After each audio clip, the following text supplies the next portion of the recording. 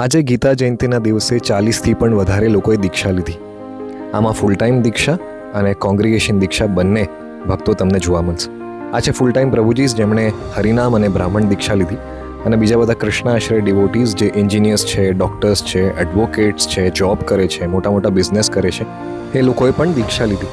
સ્પોકા કૃષ્ણ મહારાજ જે આપણા મૂવમેન્ટના એકમાત્ર સંન્યાસી છે, તેમણે ભાગવતમ ક્લાસ લીધું. આ સ્પેશિયલ ઓકેશન પર આપણને લાભ આપ્યો સાધુ સંઘનો અને સમજાવ્યું કે દીક્ષાનું મહત્ત્વ શું છે. કાં તો તમે ફૂલ ટાઈમ ડિવોટી બનીને દીક્ષા લઈ શકો, કાં તો પછી તમે તમારા બિઝનેસ જોબની સાથે પણ દીક્ષા લઈ શકો.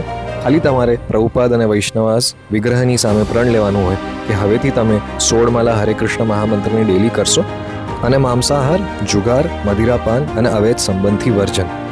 દીક્ષાના દિવસે તમને એક સ્પેશિયલ તુલસીની માલા મળે અને હરિનામ, ભગવાન કૃષ્ણના નામ પરથી તમને એક નામ મળે, અને આવી રીતે વૈષ્ણવ હોમાં વૈષ્ણવ યજ્ઞ કરવામાં આવે અને બધા જ વૈષ્ણવો પ્રભુપાદ અને વિગ્રહની કૃપાથી એ દિવસથી તમારી હરિનામ, તમારી આધ્યાત્મિક ભક્તિ, તમારી નામ પ્રત્યેની શ્રદ્ધા, ગુરુ પ્રત્યેની અતૂટ નિષ્ઠા એ દિવસથી ચાલુ થઈ જાય. ઇનિશિએશન એટલે બિગનિંગ, શરૂઆત, એન્ડ નહીં.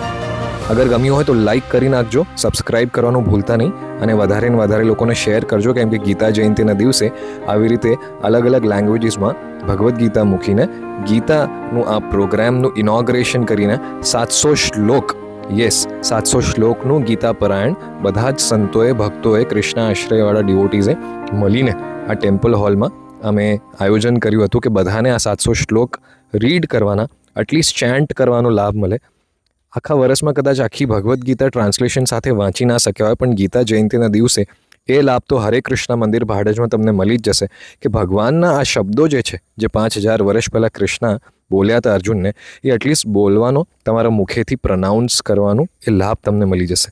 વધારે ને વધારે હરે કૃષ્ણ મંદિર સાથે જોડાઓ અને તમારું જીવન જે છે તેને આધ્યાત્મિક સફળતા મળે, તેની કૃપા પ્રાપ્ત કરો.